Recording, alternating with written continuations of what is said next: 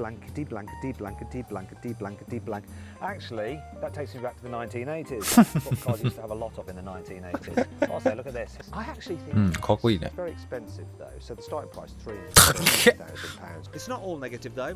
Here's 5 good things about this car. いやでも意外と悪いところないな。 Your car buy video days with Rebecca Jackson. It was really funny when she put a banana in the glove box of the Volkswagen Golf. Also, we have the facility to make it so you can't see it. Now I want you to accelerate quite hard. Oh, don't go. Okay, brake not too hard, but like you're stopping for some. 音かっこよ。あまりにもかっこいい。ちょっと待って。リアダサくね。なんで2016年、8年ぐらいまではこれだったのに、どうしてこうなってしまったのか。あの人いないかな。なんだっけ違う。最近なんかないのかな。お。What will win in a drag race between a BMW M4 CSL tuned by Manhart or a BMW XM label red M4 CSL tuned by Manhart or a BMW XM label red tuned by Manhart? Well, we're going to find out because I'm going to race them over the Sand tomorrow. I'm Matt Watson and you're watching Car Wow. でも2シーターか。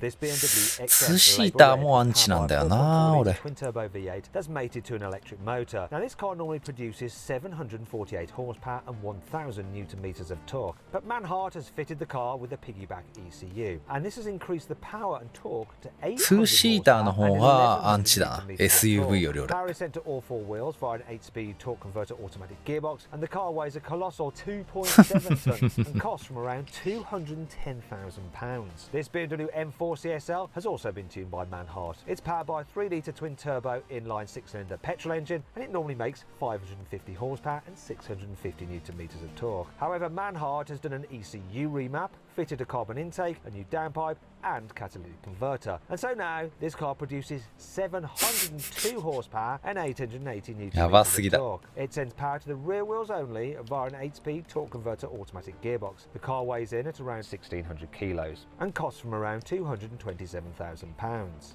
So Sam, these cars couldn't seem any different apart from the fact that they're BMWs and they're both tuned by Manhart. I've got luxury, I've got comfort, I've got seating for 5 people, I've got hybrids, so tax brakes, I can run on electric power. I'm also very heavy. What do you think is going to happen? Well, this is rear wheel drive, that's 4-wheel drive.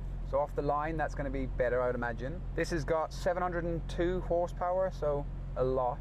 880 newton meters of torque, and this is the CSL base, so it's lighter, so it's not going to be sitting down on its power, so who knows. And in terms of comfort, no, I am not comfortable. I've got my testicle shelf, which I don't see the point to. I've got scaffolding, utterly pointless. I've got a helmet net, so to speak, utterly pointless. So yeah, I'd rather be you. No one's ever said they'd rather be me in my life, so thanks for that. You've made me feel a little bit better about myself. Should we drag race and see what actually happens? Oh, fast. Sound check. いい音。 V8ness with some sound augmentation in the cabin and a horrendous soft limit. V8 やっぱ音かっこいいな。 I think you're going to absolutely destroy me because this does have a tuned exhaust, but so does yours. You are screwed, my friend. はい、すいませんでした。 No matter how old I get, that never becomes childish.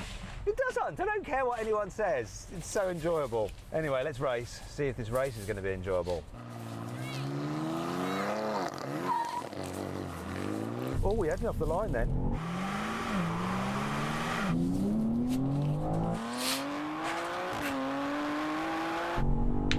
And then he curtailed its power.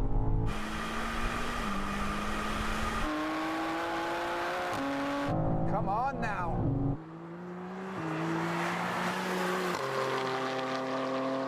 Oh. I thought it'd be coming back at me now.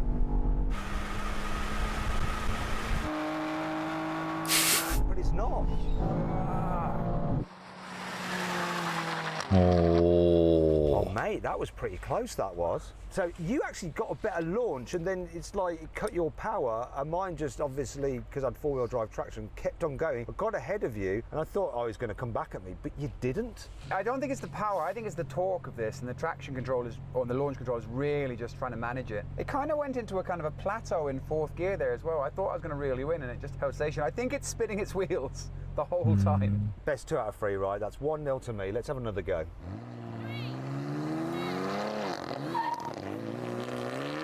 Oh, hello. Better, better, better. Come on now. Oh, no. Come on. 楽しそう。お No, no, no, no, no, no, no, no, no, no, come on! Come on.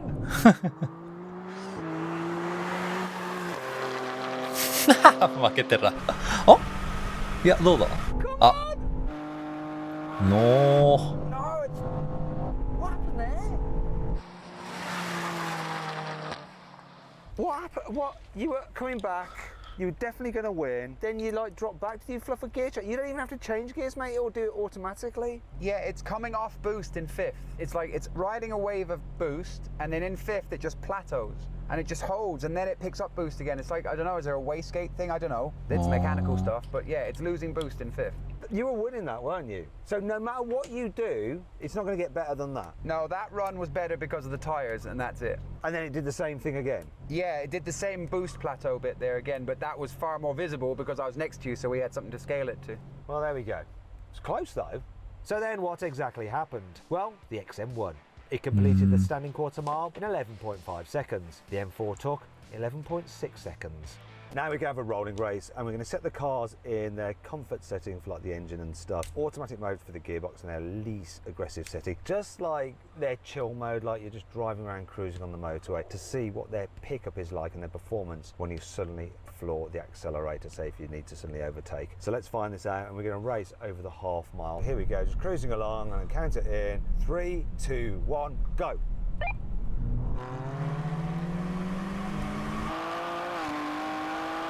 Woohoo! Considering this is a hybrid and it's supposed to have like torque fill. ああ、早っ。 That kickdown took forever. Bye, Matt. And there's a half mile. Been absolutely done. 全然無理。 Okay, so I thought with my hybrid system I'd just be able to just surge ahead of you, but it wasn't like that. 結構いいなぁ。結構かっこいい。 I'm going to show you something really cool about the Yaris updated Cross. Toyota Yaris Cross. So if I go into the boot, look at this. Underneath here, I have stashed this thing. What is it? Watch this. This is good. It is the load cover. So I can now attach it on there and on there. Then these bits go up there, and then the other one up there. 日本の大衆車 How clever が is that?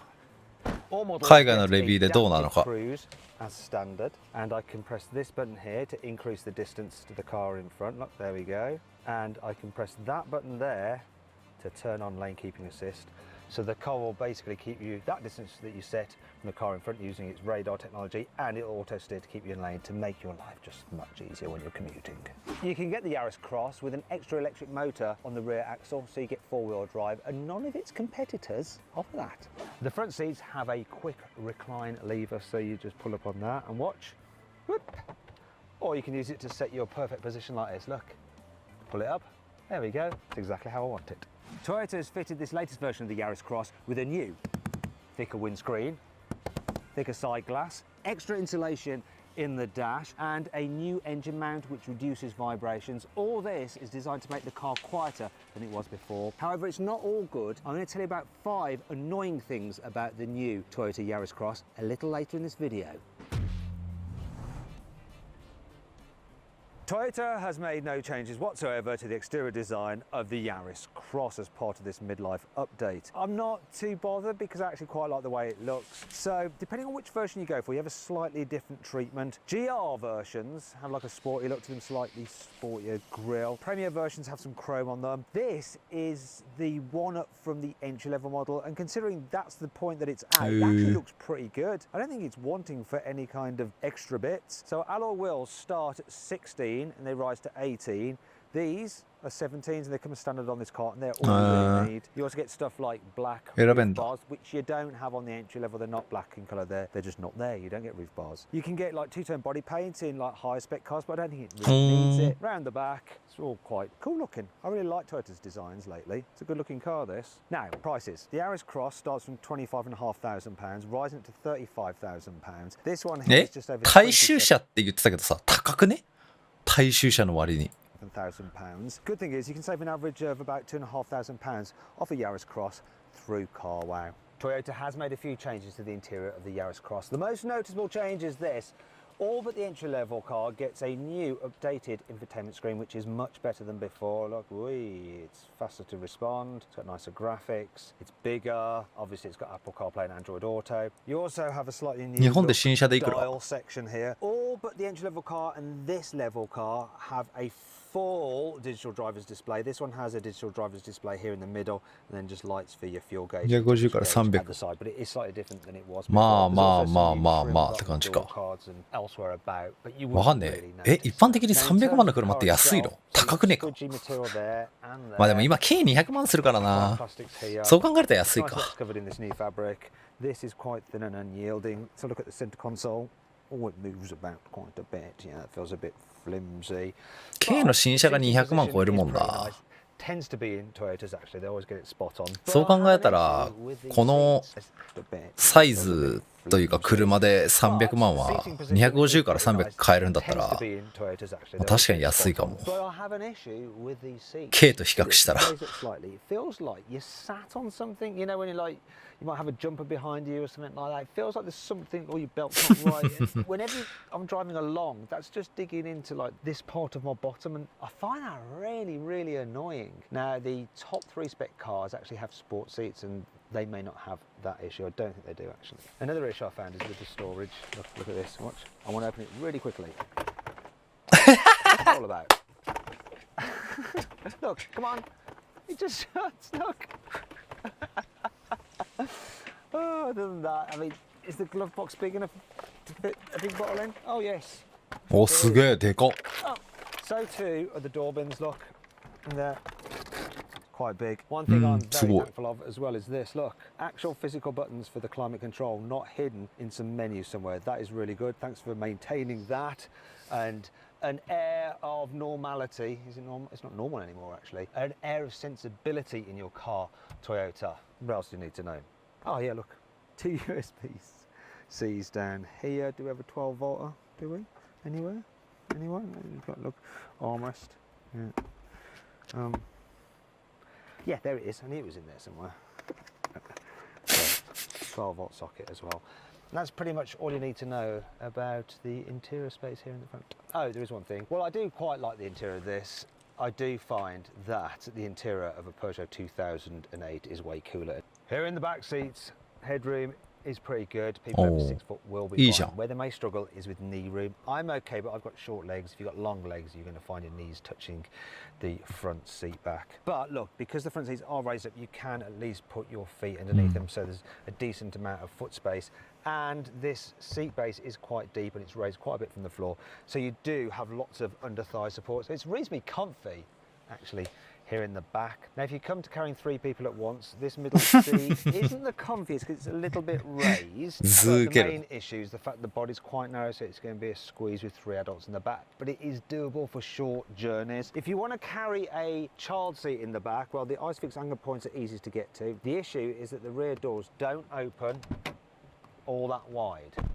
Also, you're going to have to push the front seat forward slightly if you want to fit one of those bulky rear-facing seats. So it's not brilliant, but once again, you can live with it. What is good is this. Look, you have some through loading and you have the cup holders there if you want to do it like that. You don't have an armrest, but this is actually quite good on a car in this category to have that through loading feature. Other features you got here, so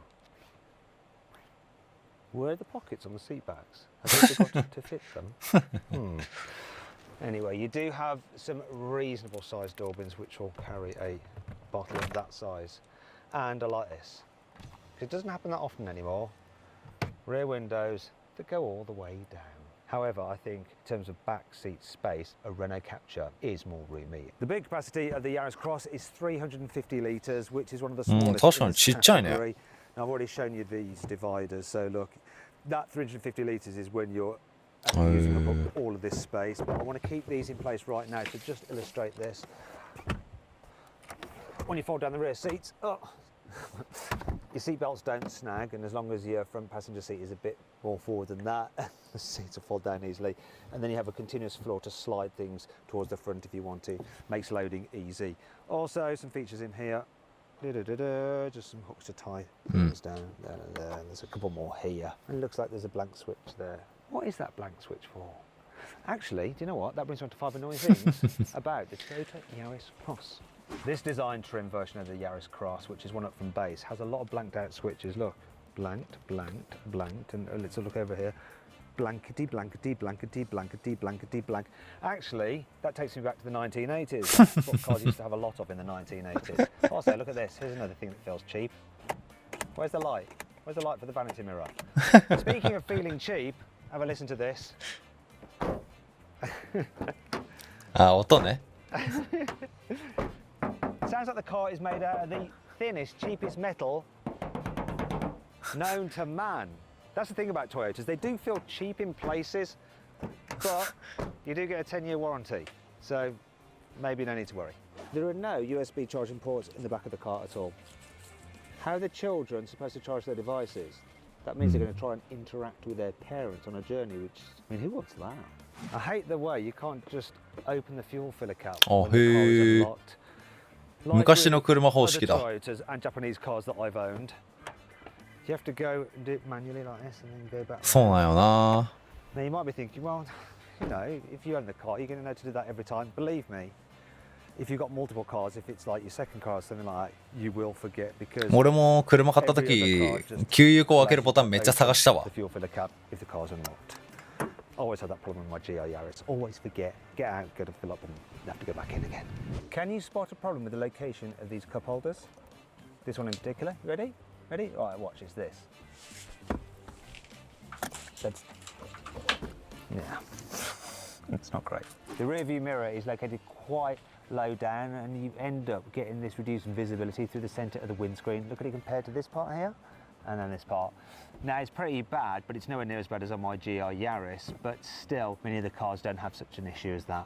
The Yaris Cross's engine range has actually doubled in size because now instead of one option there is two. Now they both have a 1.5 litre 3-cylinder petrol engine mated to electric motor. Now this particular car, as before, has 116 horsepower, but now you can get a version with a more powerful electric motor which takes a total to 130 horsepower. That's the new thing. Whichever version you go for, they're front-wheel drive, unless of course you spec the extra motor on the rear axle, though that doesn't give you any more power, it just gives you more drive, so it gives you 4-wheel drive. And regardless of which one you go for, you get a CVT automatic gearbox as standard.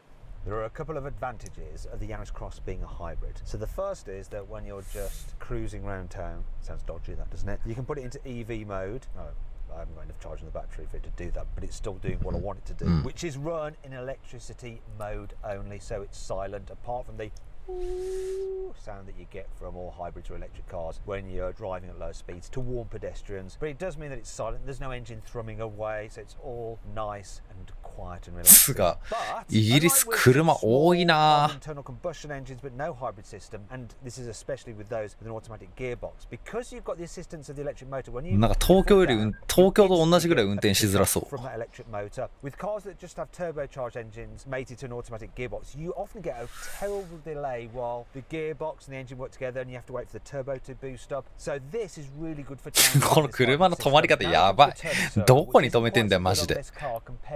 its key competitors. Still relatively tight at 11.2 meters, but 嵐だろこれ。 Skoda Kamiq is better. It's like 10.1 meters. I can just about make this round because I've got good visibility. I can tell how close I'm. 車の止まり、おお、かっけえ、あの車。 Trying to brush past visibility. I can tell how close I'm to. いい車走ってますやん。 I'm just trying to brush past, so I shouldn't hit them. Even though I have no front parking sensors nor any surround view cameras because of the spec of this car is quite like low to middling. But that was actually really easy to do, and also the view out the side mirrors is good, and the view out the back window is good. You do have でも後ろ見やすいな。でかい窓。 bit of a blind spot there, but overall pretty good. Tell you what also is pretty good, the suspension around town, it deals with bumps quite well, but as you go faster and you drive over uneven surfaces, it does get a bit fidgety, so it's not the most settled. In terms of the brakes, so hybrids can sometimes have grabby brakes because what's happening is when you're braking, the first part you're braking is actual regen braking, so you're using the motor in reverse like the generator. 逆回転なんだ。 I don't know, anyway, it's using the electric motor to slow you down, and it's basically putting the energy back into the battery, and that can make the brakes feel a bit unnatural, a bit grabby, but these are smooth. You see, Toyota has had years and years and years and years of experience of building hybrids, and they've got it down to a fine art now. Now you can put the car into a B mode, which is what I've got it in, so you have a bit more regen braking when you lift off the accelerator without touching the brake, but you don't have full one pedal driving. So もう自分の車結構ブレーキかなり気に入ってんだよな。 I wish it had full one pedal. なんかあんまり言葉にしづらいけど、ブレーキの感じがマジめっちゃいい。めっちゃいいとしか言えん。でもめっちゃいい。 And that transition there when the engine kicked in, it's really smooth. You do notice it though because it's a 3-cylinder and they're a little bit thrummy, but a lot of cars in this category have 3-cylinder engines. All in all, round town, this is very, very, very, very, very good. Look, I'm in EV mode now. This is the reason why you get such good economy out of these hybrids. The ability to do this. You are using all that energy you've recouped through braking and slowing down and using it to drive you at lower speeds. I'm going to come out of B mode, go to D. Yeah, now it really just rolls in B mode. Actually, the slowing in B mode is more like just normal engine braking. D. エンジンブレーキの感じマジ不快じゃない？ Rolling, rolling, rolling, rolling. Basically done this whole town section using the electric motor only. And with speed limits in villages and towns just like 20 mile an hour everywhere now, hybrids are making more and more sense. Oh, look how fast can I go? エンブレめっちゃ嫌い俺。 35, 36. I'm going to build it up slowly. We are going downhill, which is helping. As soon as there's an incline, it's going to bring in that petrol engine. But come on. Come on. Oh no, look, the engine just kicked in. And I didn't notice it at all now. I'm going quicker. Can't get my elbows comfy. Every thing you touch is pretty hard. The armrest has a bit of padding on it, but it's still very hard. So Toyota. Hard trim and tinny thin metal, but usually rock solid reliability. Right, we're coming up to a faster bit of road, a 70 mile an hour limit, so I'm going to slow down to 40, throw the throttle and see what the pickup is like. You know, like say if you're trying to filter and join a motorway. So we'll see if this car has enough oomph. So here we go, I'm around 40. I'm in normal mode. Go. おお。 It was hard to distinguish when the actual pickup was. It just slowly accrued speed. It wasn't like, oh, right, we're going now. No noticeable delay, but no noticeable hardcore pickup either. I guess that's just the nature of the power output of this engine. But it got up to speed quick enough. I wonder if it's better if I put it into power mode. No, at these speeds, it just feels the blooming same. Now, when you are driving at higher speeds, in terms of the noise insulation, maybe a bit quieter. 車近くね。 The road noise quite as much as I did in the pre-facelift car. There is still a bit of wind noise around there, but it's not terrible. Quite happily do a long journey in this, and I'm not really having to raise my voice to talk to you either. 前の車ね、近くて怖いんだけど。 The economy. So this car is supposed to do around 63 miles to the gallon. This one has averaged almost 57 mpg. I'll take that. Okay, I am starting to notice a bit of wind flutter around here, and I 撮影者とか関係あんの？ but I think it's about average. スピードが出てきて車が近いっていうのが怖いって話なんだけど。 Has helped slightly. What I'm going to do now is go into power mode. No, not EV. Oh, I can have EV now. Look, EV mode. I don't know why it has EV mode. It still brings in the engine, the slightest touch of the throttle. Why even bother? Right, I'm going to go into power mode anyway. See what this car handles like. Now, when you thrash it, you can hear that CVT gearbox causing the engine to like hold its revs and go, ah! And being a 3-cylinder, it's quite thrummy, but it's not too bad. Ooh, that went round there really well actually for a relatively high riding car. Say relatively, you know. It's not massive, it's not a G-Wagon. It's definitely taller than a normal Yaris. The steering's actually reasonably responsive and precise, and it grips well. I mean, people ステアリングの感じ大事よな。 but it can easily keep up with other traffic. Corners really well. I'm actually surprised. I like this car, you know. It's remarkable how light it feels in terms of the handling compared to all like the electric cars I've driven recently. They're just too heavy. I mean, this is a hybrid, so it does have some extra weight on board, but it still feels light and agile. This version of the Toyota Yaris Cross should do 0 to 16 in 11.2 seconds. I'm going to find out for myself. In specialist timing gear, in power mode, brake boost it. Doesn't like that. すげえ音。 Smooth. うん。 9.59, 9.6. I think they underestimated it. Okay, I'm just going to run the other way to get an average. Brake boost. Really puts its power down well. Well, what power it does have. Okay, おー 0.29. That's 結構 because it's ブレあるんだ slightly downhill one way, slightly uphill the other, which means あ、 the 道違えん averages だ。 on the screen now. Couldn't do the maths in my tiny little brain. Couldn't. Still good though, right? So then, what's my final verdict on the Toyota Yaris Cross? Should you avoid it, consider it, shortlist it, or just go right ahead and buy it? Well, I reckon you should shortlist it. It's a good おー、すごい all-round, 好評だね。 very economical, small family SUV. I hope you'll enjoy the video. If you did, give it a like. Let me know what you think of my verdict in the comments below. 評価高い。あ、 Come and have a look at this. これちょっと気にな The る。 Ferrari Puro Sangue has one of the best launch control sequences. I press upon that, it goes into launch. Right, and the car drops down on its suspension, ready for action. I floor the throttle, gives me the revs, but I'm actually not going to launch it right now. I'll do that later in the video to find out how fast it is from 0 to 60 miles an hour. Before then, I'm going to talk you through this car. So the exterior, the interior, how practical it is. I can barely feel anything. Talk you through this car. So the exterior, the 車 interior, パッと見た時 how の practical it is. あー、どうしようかなの8番目ぐらいに入って Not た so。good about it. And of course, I'm going to take you through good about it. Could have been a bit. What's not so good about it? And of course, I'm going to take you for a drive. Dog liked it. I'm Matt Watson, and you're watching Car Wow. Let's start off this video by talking about the design of the Puro Sangue. Now, Ferrari says it's not an SUV. I shouldn't call it an SUV, even though it is definitely an SUV. Do you agree with me that it's an SUV? Well, I'll put a comment. It's pinned. Vote. Is it an SUV or not an SUV? It's an SUV. I think it's an SUV. Anyway, let's move on. I like the light design here, this cool light design with the main kind of light is down here and the daytime running lights up here. A trend first started on a Citroen, so Ferrari is copying Citroen with its light design now. Also, everything that looks like a vent is indeed a vent. It's all vintage, it's all real, there's no fakery.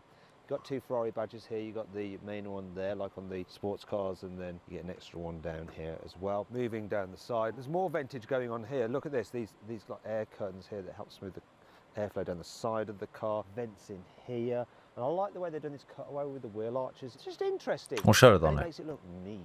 Speaking of which, this car's like fully blacked out really. And these aren't the actual original wheels, these are Novitec wheels. The sizes are the same though, 22s here at the front and 23s at the back. That's what you get as standard. The owner of this car, who's lent it me, Steve Kira, thank you Kira from Kira Solutions, he didn't like the standard wheels, so he upgraded to these. So this car has the crests on the side, and as we go down, look, it's kind of like a big sporty hatchback, isn't it? So maybe it's not an SUV, it's just a big fat sporty hatchback. Don't think Ferrari would want me to call it that. Anyway, who cares? So moving down to the rear, really like the shape of the tail end of this car. Once again, intricate designs here, real vents, no messing about. Is it the coolest looking SUV? Is it better looking than an Aston Martin DBX? I actually think Mm, かっこいいね。 it's very expensive though. So the starting price £330,000. So this one though, with all the options, £430,000. And a lot of that added cost is carbon fibre. So I'll just talk you through the carbon fibre on the outside of this car and the price of it. Carbon wheel arches. Carbon rear diffuser, carbon under door cover, which I think is Ferrari speak for side skirts, carbon mirrors, carbon splitter, and the total for the exterior is, yeah, there's more optional carbon inside. Carbon sill cover, carbon instrument cover, carbon here, and carbon there.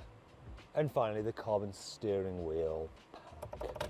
That brings the total spent on extra carbon to this. Here on the inside, I do like the design, the way you have like the main dash. カーボンだけで高級車買える。 You have, like, separate one for the passenger, and this is standard. The only thing is from where I'm sat, right? Give me this camera. I cannot see what's on it because it's designed not to distract the driver. So I can't see that. But when we move that back round, you can sort of see. So Adam, can you operate it to show the kind of things that it displays on there? Yeah, you can see all the car dials, instruments. You got the radio, the climate control. You got the seats. え、ちょっと待って、これ運転手が操作できないのこれ。 Yeah. Not to distract the driver. So I can't give me this camera. I cannot see what's on it because it's designed not to distract the driver. So I can't see that. But when we move that back round, you can sort of see. So Adam, can you operate it to show the kind of things that it... Let's move on to my display, all right? Still in the limelight. So here we go, fully digital display. Big digital rev counter, nice and clean. I like how it operates. Do you know what? People have been complaining about Porsche going to a digital rev counter, and Ferrari's been doing it for quite a while now. And no one complained about that. What I will complain about though is this. The actual... the infotainment system is an absolute mess. So I have to control it using these touch-sensitive buttons on the steering wheel, which aren't nice to operate. And then it cycles through. ああ、フェラーリな。ハンドルでウィンカー上げるんだよな。Oh, come on. Is that working? Work? I don't know. Work? Come on. You're supposed to go into... Look, is that the way to press it? Not ideal. You have Apple... 上についてる右と左の矢印が確かウィンカーだったはず。Auto as well. There is a problem though. So I've got this one on Apple CarPlay. Look, can you spot the problem? I'm going to engage Apple CarPlay. この間知り合いのフェラーリがそうだった。 It has gone. Oh, I have to lose Apple CarPlay if I want to see it. Let's go back to main view. They haven't really thought that through, have they? Speaking of which, I don't like all the controls being on the steering wheel and no stalks, such as your indicators up there, your other buttons here, your windscreen wipers and lights all here, start, stop button here, and not actually being a physical button, it's just like touch sensitive, so yeah. I do like this though, the drive select mode. Look. It goes to the different options there. Won't moan about that. Another thing I won't moan about is this. Look, I just engaged the surround view camera is really handy on this car. Come on, there we go. Surround view with bird's eye. Nice. In terms of the interior quality, well, yeah, all the leather feels nice. It's generally got a very expensive luxury vibe to it.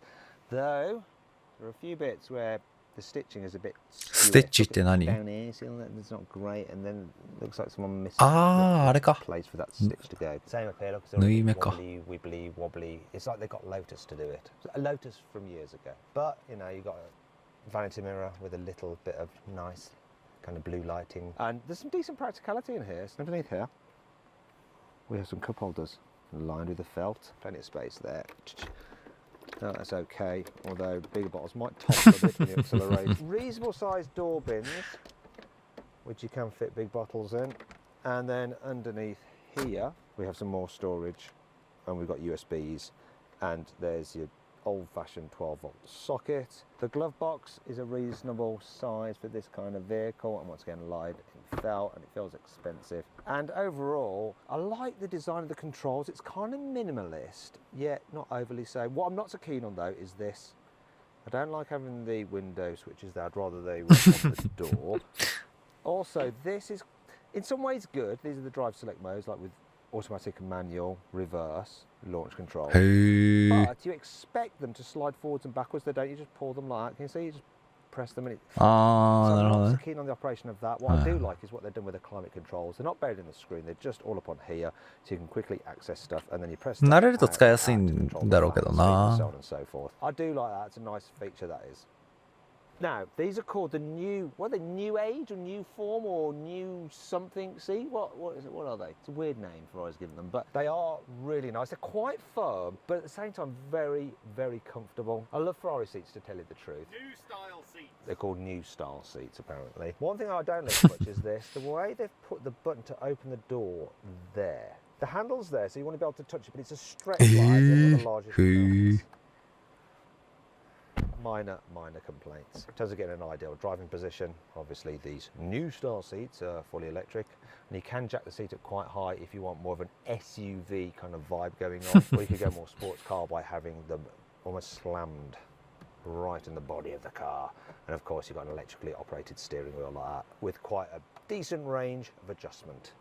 And I think that is all you need to know about the interior of this car. Here in the back, you get the same seat design as in the front. Though here, for some reason, they don't feel quite as comfy, and I just don't know why. I'm not sure if it's the fact the base isn't quite so deep. You also seem to sit higher up. These ones, they're electrically operated. Looks like I move them forwards and backwards, and I can make them more upright or have them reclined, though that's as far as they will recline. Knee room, that's all right. Foot space, that's all right. ちょっとパッと見てなかった。 They don't interior of this is comfy, and I just don't know why. I'm not sure if it's the fact the base isn't quite so deep. You also seem to sit higher up. These ones, they're electrically operated. Looks like I move them forwards and backwards, and I can make them more upright. 後ろのシート動くのいいね。 Reclined, though that's as far ああ、 as 少し they か。 will recline. Knee room, that's all right. Foot space, that's all right.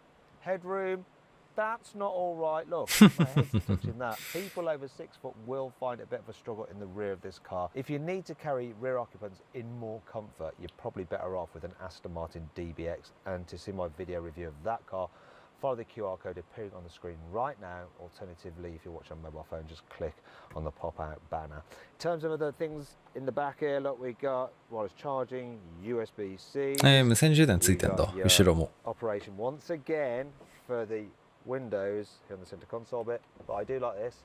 The windows go all the way down. You have a similar climate control thing going on here. This car's the upgraded heated rear seats, and ventilated. So that's good. Oh, I've just turned them on. They're going to make a noise. Just turn them on. Right, let's go away. Go away. Right, here you have some cup holders. Boink. They are in there. There are some door bins. They will fit bottles. But at the moment I'm just fitting my arm in them. You have some little folders on the seat backs as well. And there's your air vents, which seem like they're in an ideal place to blow air up your skirt if you're wearing a skirt. Because it's an SUV, even though Ferrari won't admit it, this is the most practical Ferrari to date. 皮肉すぎる。 The capacity is 470 litres. It's good, but not that good for an SUV. Lamborghini Urus's boot is 620 litres. And if you want to watch my full in-depth video review of that car, click on the pop-out banner up there or follow the QR code appearing on the screen now. But let me just show you how practical it is. There is enough room for a 意外と乗りづらそうだな。 Can you get into the car? We'll just check that you can fit in the boot without too much trouble. I am going to shut it.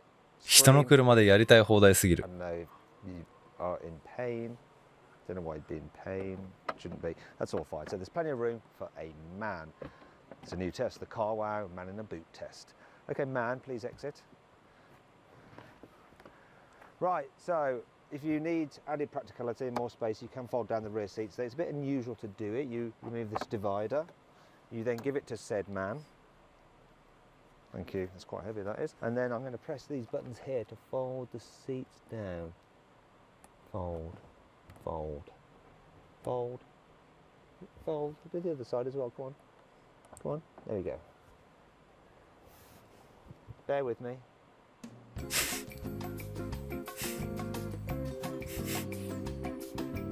That is the slowest thing I've ever seen on a Ferrari. Anyhow, then you can carry longer items. Though this armrest there sort of makes it a little less practical than it otherwise would be. It just gets in the way when trying to slide things to the front. いやー、ちょっと微妙かな。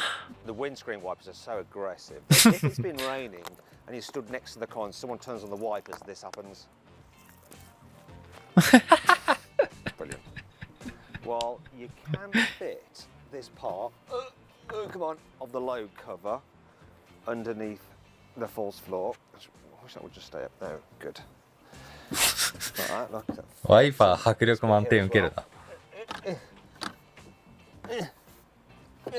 Come on. There. That fits. You're not getting this dividery bit in there as well. Like, it just doesn't go. We tried it numerous angles and different ways. It just doesn't fit. So if you want to fold down the seats, you're going to have to carry this separately in the car. There is quite a lot of shiny black plastic trim, which can easily scratch. So if you buy this car, you want to do exactly what Steve has done and have the interior PPF protected as well. This is a super expensive luxury car. Yet, after just 4,000 miles, we're getting this noise from the window.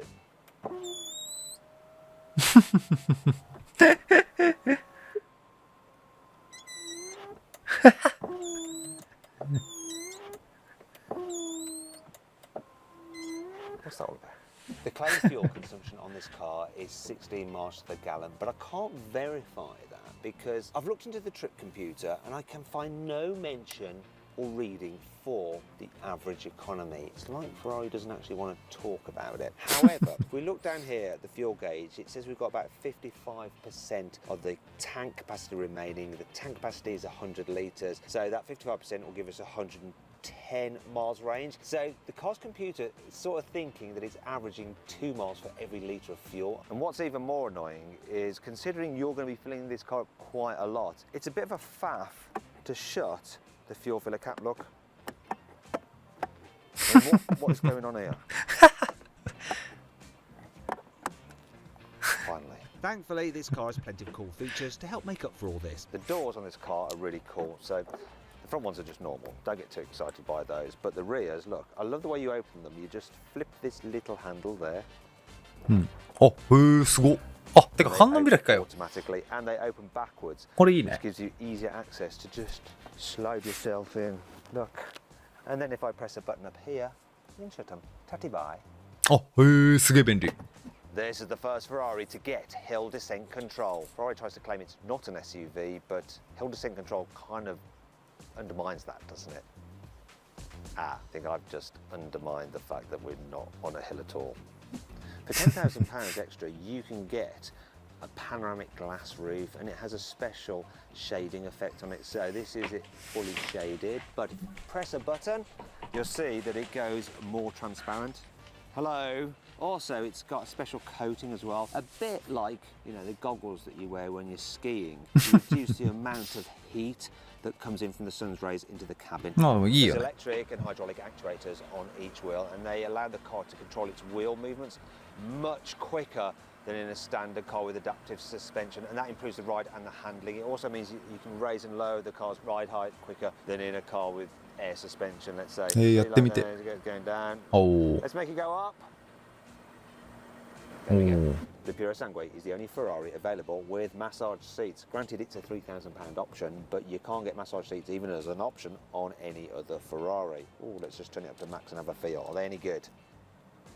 Yeah, you can sort of tell it's Ferrari's first go at this because I can barely feel anything. The Puro Sangue is only available with one engine, but it's an absolute belter. So is the way you actually access it. This front hinged, huge bonnet, front engine, but you can see the engine is so far back in the car, it's way behind the front axle. It's a 6.5 litre naturally aspirated V12 that puts out a whopping 725 horsepower, 716 newton meters of torque. Mainly drives the rear wheels via a prop shaft and an 8-speed dual clutch automatic gearbox, but it also has drive coming off the front with a 2-speed gearbox that can send power to the front axle as well. However, once you're beyond 5th gear, the car just reverts to fully rear-wheel drive. But anyway, let's have a little listen to it. Oh, lovely. Right, 最高ですね。 slow things down a bit now and go for a little drive in this car. I'm actually going to leave the engine program in sport, but I'm going to press the button for the suspension to make it soft. There we go. I could leave it in auto mode like it is now, and it does a good job. I'm going to go in manual because even when I'm going slow, I can then have some fun with the car, just flipping through the gears like that, because the feeling of the pedals is very, very nice. Just the tactility of them just adds an element of involvement to the proceedings. There's a little speed hump. The car feels firm, it feels kind of taut and ready to pounce, but with the suspension in the soft setting, it's not annoying, it's not jarring. Visibility wise, pretty good at the front, and I'm sitting in the lowest position. Big door mirrors, yeah, blind spot here. Issue is the back window. For an SUV, it's not that big, but for a Ferrari, you actually get a really good view out. So, you know, think of it what you will. In terms of the manoeuvrability, well, I'm going to try and do a U-turny thingy here. In fact, I'll do a 360. We'll see what it's like. Ferrari doesn't quote the turning circle, so I don't know what it's like. We're just going to have to try it for ourselves. So this could cause chaos, but let's find out. Here we go. Can I make it round in this space? Fortunately, we've got low curbs, but so if there were curbs, I'll be scuppered. But will I make it round here? sort of Oh, made it round all right. 意外と。 Vibe was saved by the low curbs. We do have rear axle steering on this thing, but once again, I don't know the exact way it operates. I'd imagine lower speed, back wheels going. 俺自分の車小回りマジ効くの結構かなり気に入ってる実際。小回り効くのマジいいよな。 It's all very nice, this. Yeah, definitely preferring it in manual. Go auto just for the hell of it. What's the change down when you're coming to a standstill? Sometimes with dual clutch automatic gearboxes they can be jarring, but this one, yeah, I think Ferrari know what they do with dual clutch automatic gearboxes. Look at that. I mean, that just changed from second to third without me blooming knowing anything about it. But once again, let's go manual. When it did that thing where I can just pull in both pedals and it'll rev up. Yeah. Oh, look how quick it revs. Wow.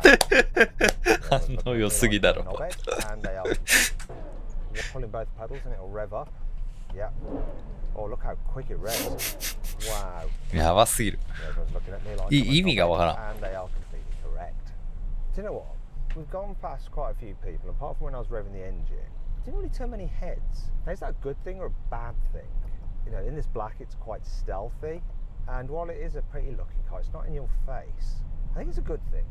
Anyway, let's head out of the town now, because this is the best place to enjoy this Ferrari. Even though this is the most enjoyable Ferrari for driving in a location such as this. So it clearly is the most usable Ferrari. Let's just annoy these people with some revs.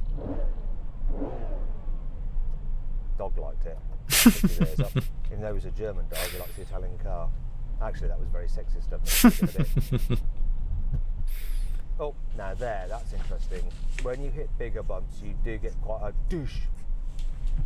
And there, it can feel a bit lumpy. I do think that the air suspension that you get on something like a Bentley Bentayga Speed does just deal with bumps so much better. Bentayga 欲しいわ。 Here we go then. Oh, what the Bentley doesn't have is that engine noise. Whoa. It's mad having this engine in an SUV. Sorry, it's not an SUV, but it is an SUV. Oh. 楽しそう。 And you know what? It feels quite manic.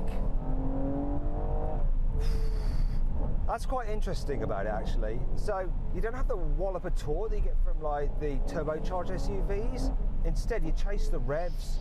You actually find yourself going surprisingly quicker than you think, because you've gone through the rev range and you look down at the speedometer and you're like, oh my gosh, that is a lot of speed. Despite the speed though, you know, you go to a corner and it really does just stay completely flat. It's so responsive for an SUV. I think it is the most responsive of all the sporty SUVs I've driven.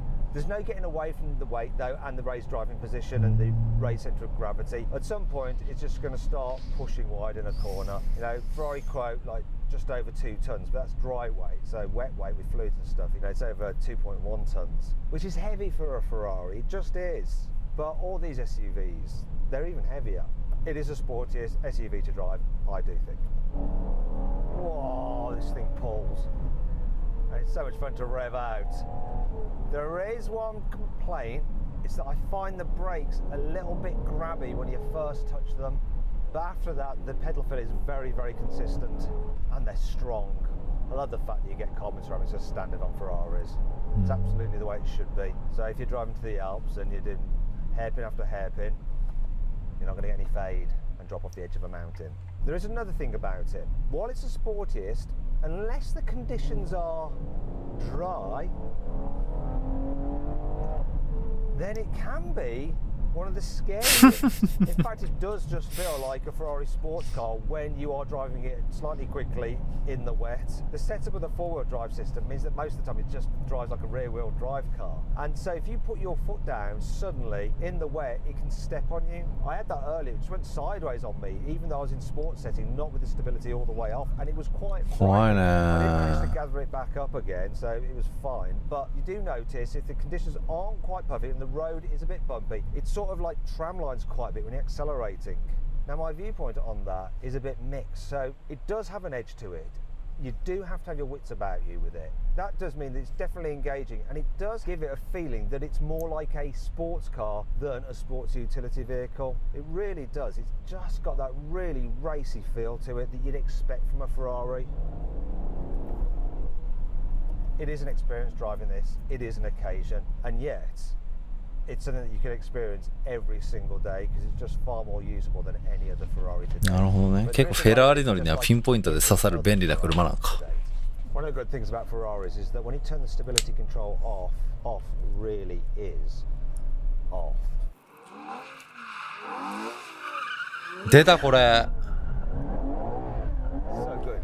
Nicely balanced as well. Now, 俺も電子制御切るボタンがあってマジ怖いんだよなこれ。really does like to play.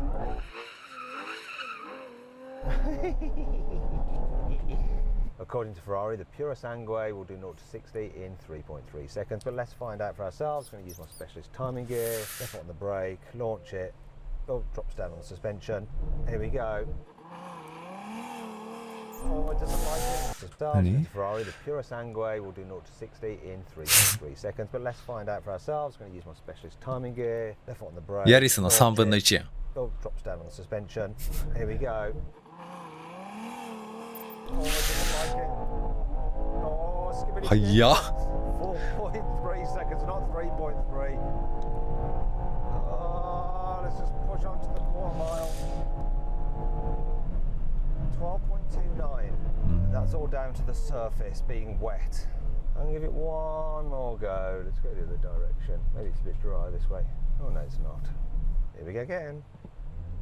It's not liking it. Oh, launch. There you go. Come on, hook.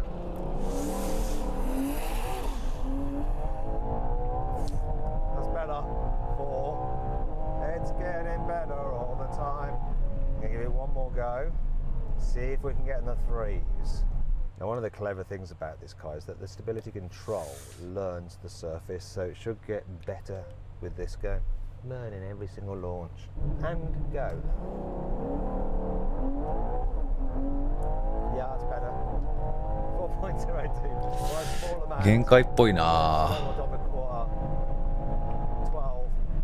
Let's get it under 12 for the quarter. Come on. ちょっと違うけど俺もエアサスで段差があるところとか車高を上げるんだけど、それ記憶してるから次そこ行くとき行ったらあれになる。次同じ場所にいたら勝手に車高上がるようになってる。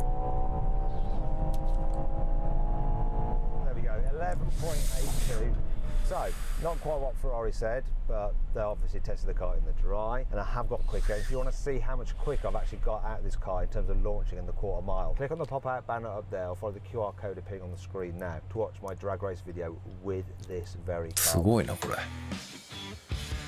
いやすごいけどやっぱあれだな。ウルスといい、プロサングエといい、スーパーカー系譜のこの SUV っぽいやつってやっぱ乗りづらそうだな。その乗りやすさだけで言ったらやっぱちゃんと乗りづらそう。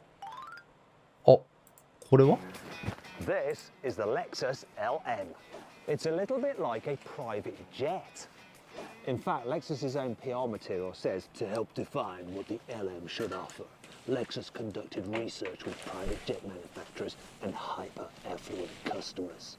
To find out if the LM fits the brief, I'm going to talk you around the exterior. It is huge. Show you the interior. ちょっと待って、もうなんか結構これいけるな。意外とちっちゃい。長えけど意外といけるな。I'm just caressing this car in a very sinister way. Try out its technology. It's just freaking my brain out. Tell you what's good about it. Oh, it's so satisfying. What's not so good about it. 俺乗ってる車も5メートル超えてるから幅ちっちゃい。横幅が狭い。俺の車より全然圧倒的に横幅が狭い。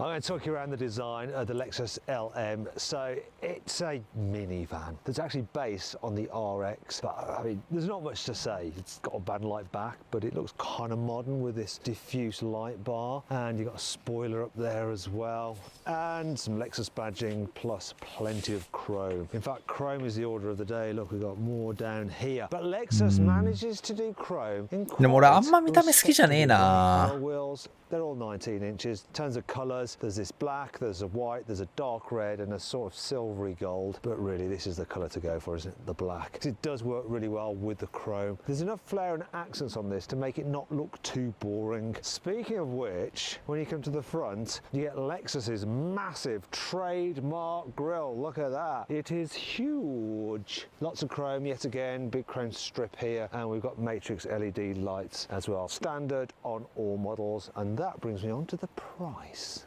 So the LM starts from a mere £90,000. 1700万ってことは2000 It's £113,000.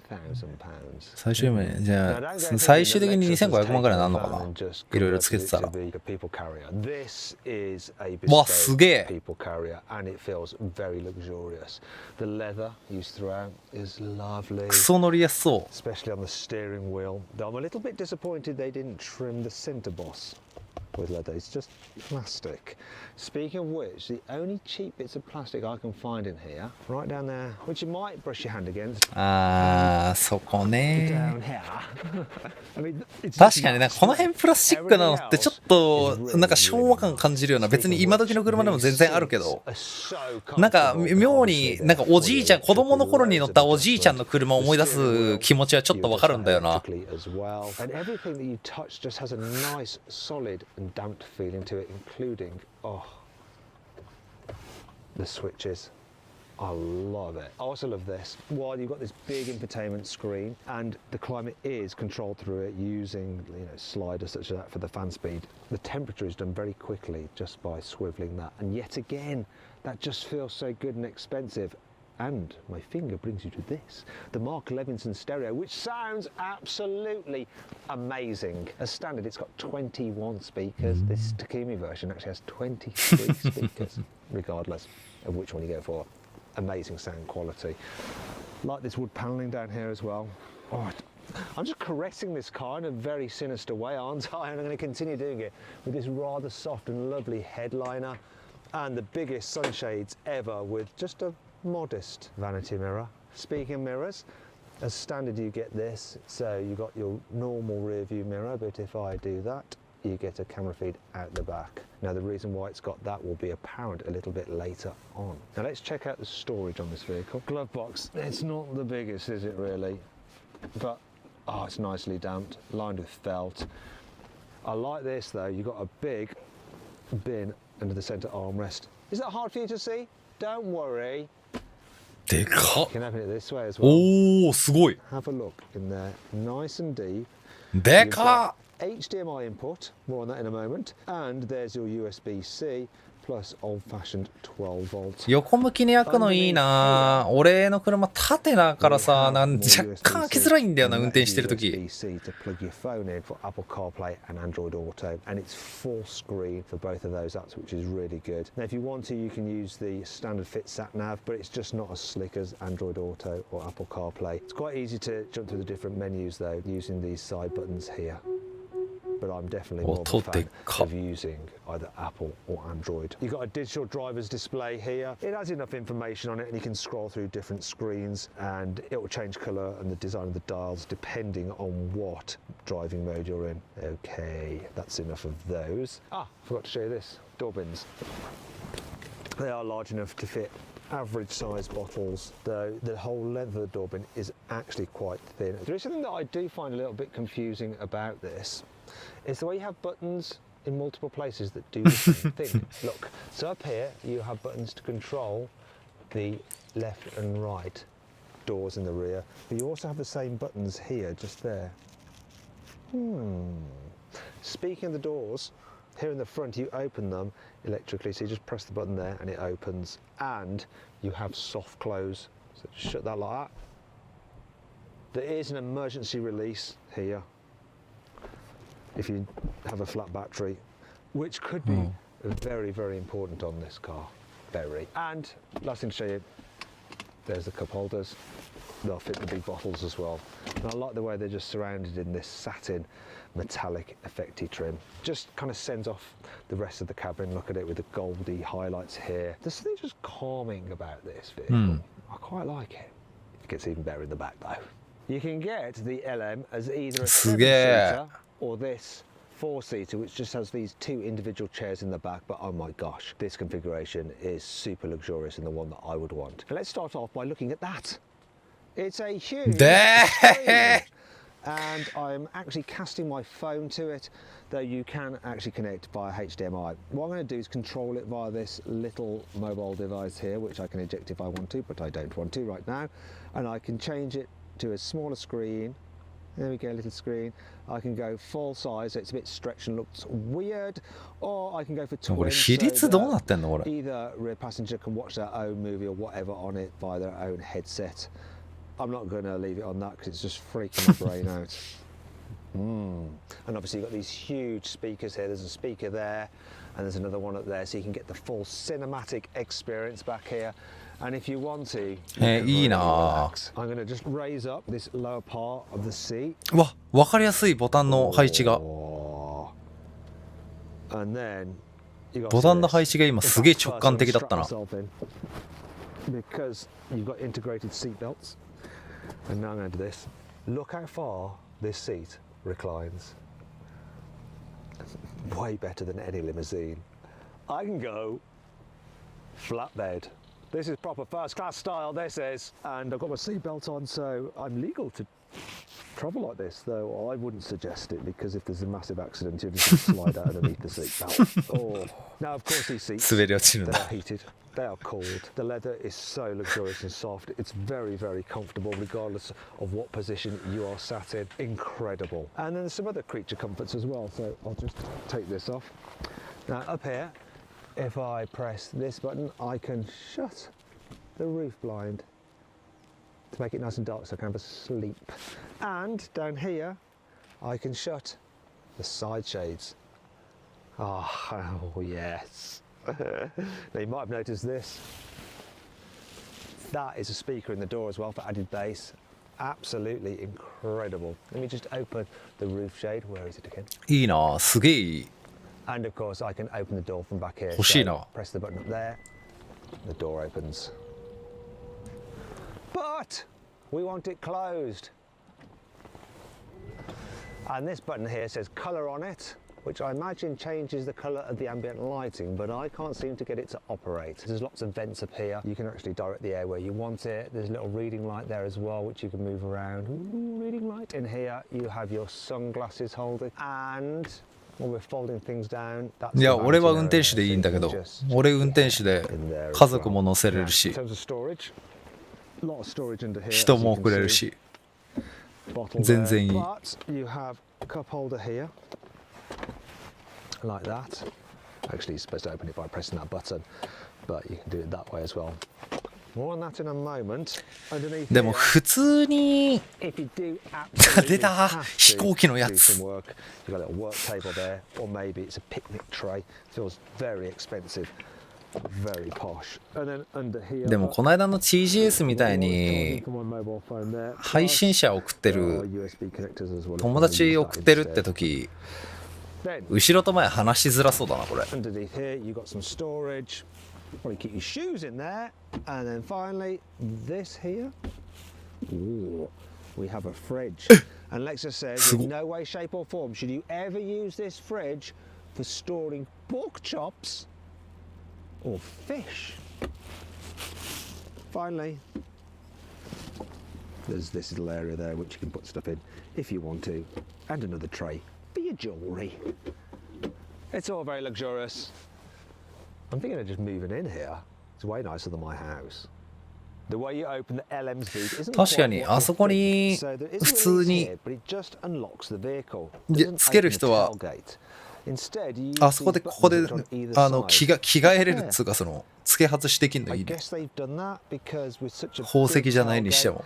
if you're in a tight space, you're not going to be able ピアスだな、 to なん open だ it ろう。 while standing near it. Anyhow, boot capacity on this four-seater version is over 700 litres, which is 時計 quite と a かね。 lot, and there's enough space there for your VIP's luggage. You probably notice these tether points there, and that's because you can fit child seats to these because you have ISOFIX, and it's actually very easy to fit a child seat to because there's lots of space. The problem is you can't really like rotate the seat around once you've got it in place because of that central divider there. Let's have a quick look see under here, see if there's anything interesting. Yeah, just tools and stuff, and I imagine under here what's... Oh, look, a spare wheel. That's novel. This is also novel. Look, a 3-pin socket, 1500 watt and 220 volts. Little tie-down points there, and some more there. I don't really have anything else to tell you about this boot, which actually brings on to 5 annoying things about the Lexus LM. Why did I do that? Due to the electrical kit on this car, it's quite easy to flatten the car's 12-volt battery. So when you're filming it and stuff, you need to keep the engine running. You see, we had a problem the other day when it went flat. And for some reason, the front doors were locked and it wouldn't respond to the key. We could actually open these doors. Unfortunately, I left this divider down. Now, if I hadn't, we wouldn't have been able to get to the front of the car to unlock the bonnet, to pop it, and then but with this open, I was able to slide through this gap to open the doors manually from the inside. Now, if you don't believe that I can fit through there, let me just show you. If I'd been even fatter than I am already, then I wouldn't have been able to get through, but it's not easy. It's a bit like going caving. Look. Oh, I'm being born again.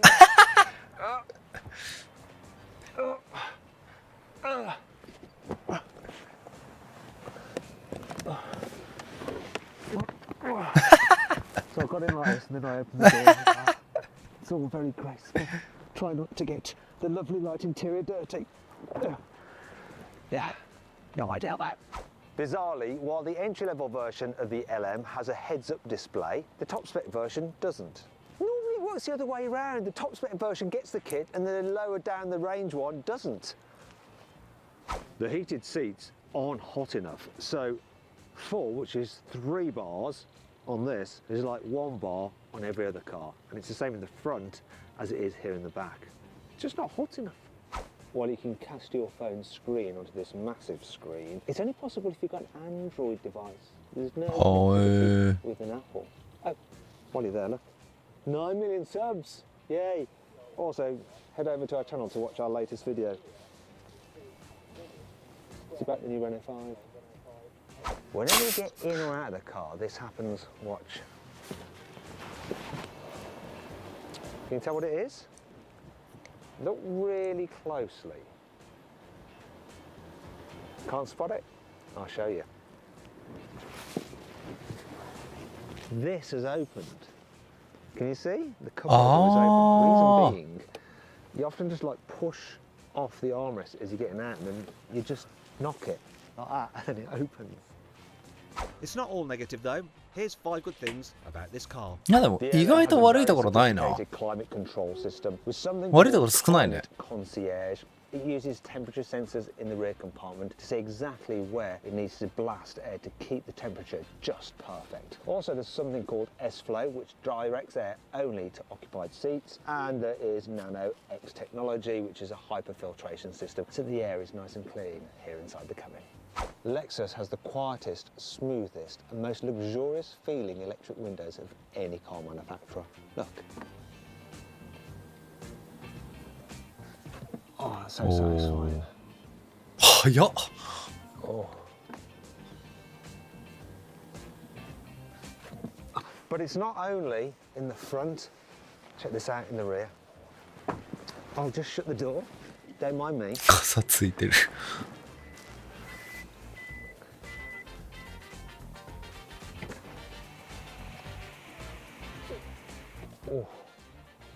Oh. I've never seen such a big window open in a van-based people carrier. And I'll forgive it for not going all the way down, just for how wide it is. Lovely. Lexus has created an all-new drive mode for this LM. It's called Rear Comfort. So what that does is uses the car's computer-controlled suspension and it combines it with the drive system to actually make it even more comfortable for rear passengers. So it reduces the amount of vibration they feel, and it can also reduce the amount of pitch under acceleration by 10% and dive under braking by 45%. So うわー、いろんな車欲しい。 people in the back feel super comfortable. やっぱ田舎に引っ越すべきなのかもしれん、俺は。The camera for the rear view mirror just here at the bottom of the windscreen, and it's just inside the arc of the rear window wiper. So let's say it gets all kind of like dirty like that, then you wash the rear window and you'll see it clean it there. すげえ。 Very clever. すごい。 Clean it there, like dirty like that. Then you wash the rear window and you'll see it clean it there. Very, very clever. Also, with the actual parking camera, it has a wash function. So if I was to make it dirty or it's covered in stuff like that, then if you put the rear wash on again, a little jet of water will come out and wash that camera. There we are. Look at that. Very, very clever.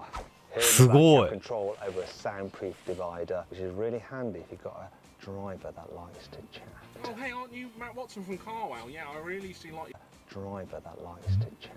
Oh, hey, aren't you Matt Watson from Carwell? Yeah, I really see like you in your car buy video days with Rebecca Jackson. It was really funny when she put a banana in the glove box of a Volkswagen Golf. Also, we have the facility to make it okay, so you can't see them. やばすぎだよこれ。 That's better. Peace and quiet. In the UK, the Lexus LM is available with just one engine. So this, a 2.5 litre 4-cylinder mated to a CVT automatic gearbox and an electric motor driving the front wheels. But you can pay extra to upgrade to the 4-wheel drive version, which has another electric motor on the rear axle, so you then have 4-wheel drive. However, what's a bit odd is that whether you go for the front-wheel drive with one motor or the 4-wheel drive with two motors, both versions have 250 horsepower, so that rear motor doesn't add any more power. It's Lexus logic. I'm going to start off driving this Lexus in town. First thing to note, the suspension feels pretty soft, but over bumps you can probably notice the car just,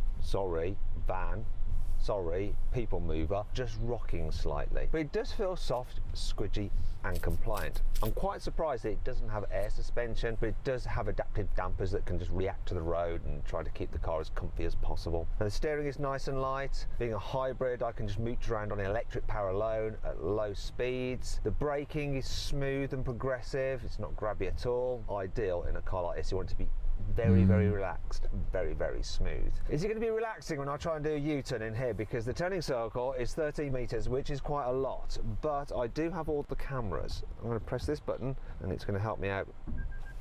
And now I'm going to go round.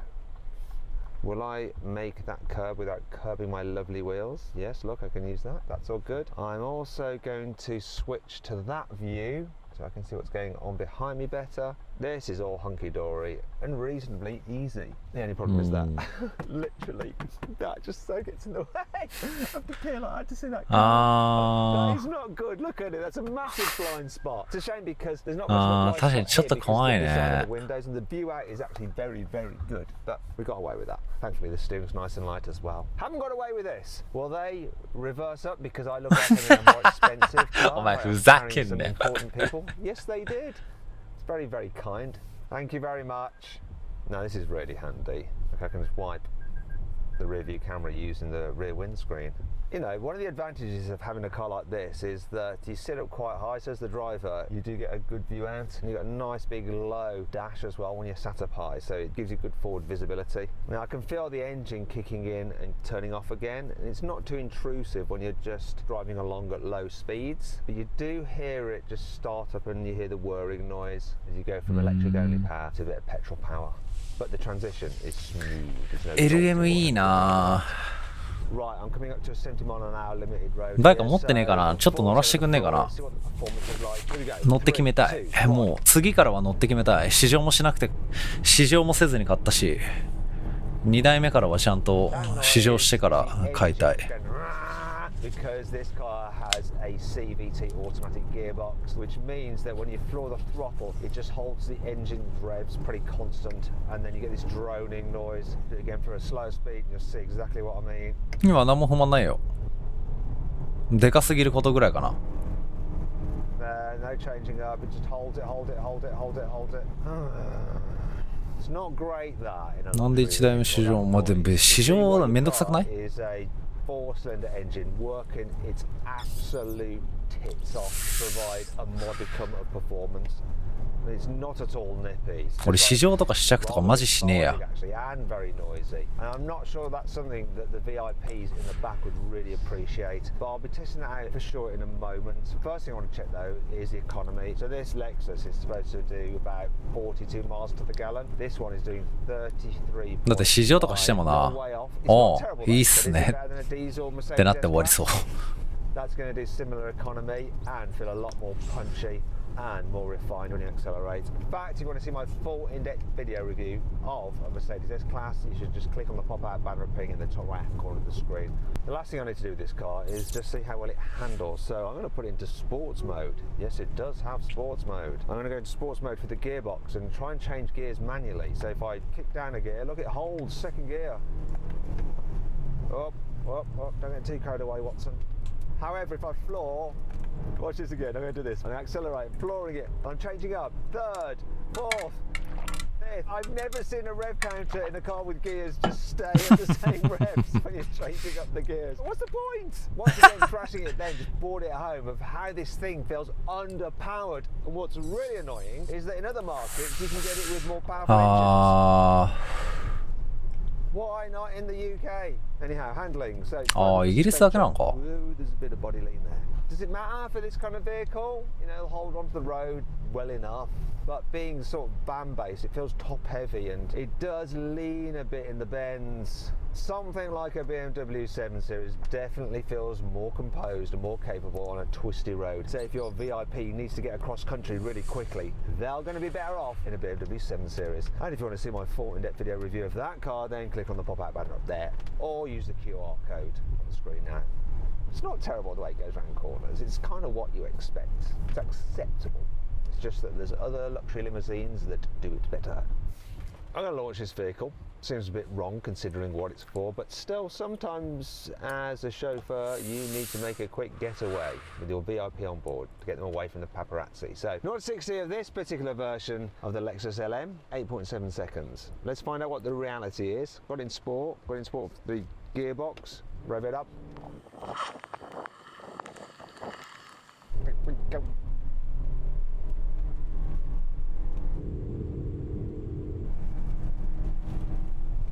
8.76 seconds. Bang on the money, really.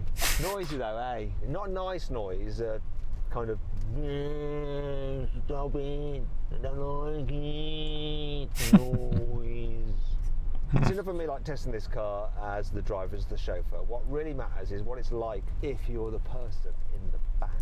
Okay, here in the back, it's reasonably comfortable. You don't seem to get that kind of wafty feeling that you get in cars with air suspension. So a Lexus LS ああ、そうか。エアサスではないのか。 There's always a little bit of like shimmy and shake that you just feel through your bottom. Now I've got Lewis driving for me. Lewis, can you do something for me, please, mate? Could you like shake the wheel when I tell you to? Okay, because I'm just going to try something. I've got a fairly full cup of coffee down here. Shake the wheel. Oh, yeah, okay, right. Yeah, it's shaking the coffee quite a bit. Now I want you to accelerate quite hard. Oh, don't. Oh, okay, brake not too hard, but like you're stopping for something. That's it. Yeah, yeah. Oh, it's almost coming out. Okay. Now what I want you to do is put the car into its special rear comfort mode. I want to find out the effect of that. Out with the bumps, it doesn't really feel that much different. But can you do the thing with the wheel again when you shake the wheel? That doesn't seem to move the car from side to side so much. Can you accelerate and then brake again? 確かに結構揺れてるな。 I think you're braking a bit harder then, but it doesn't seem to have the initial kind of shock when you suddenly make a maneuver or something happens. I don't know if it's that rear comfort mode or it's just placebo, but it somehow just feels a little bit better. Turn it off again, go into normal mode, shake the wheel again. Oh yeah, now put it into rear comfort mode. Do it again. Yeah, it's definitely more comfortable in rear comfort mode. Quite like it. It's really chilled. I do want to check one thing though. Right, I've got Lewis to slow right down. I'm going to get him to accelerate now to see how noisy it is here in the back.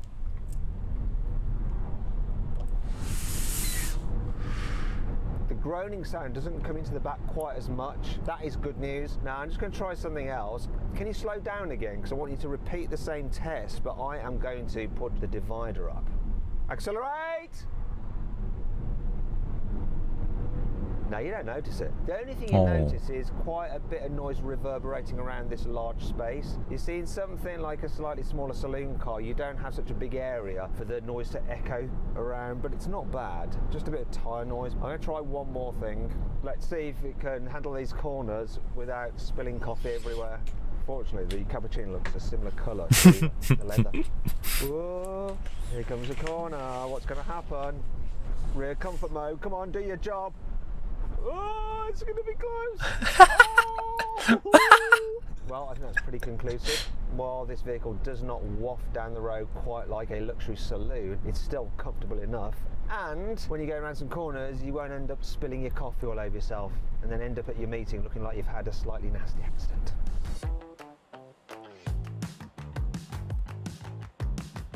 So then what's my final verdict on the Lexus LM? Should you avoid it, consider it, shortlist it, or just go right ahead and buy it?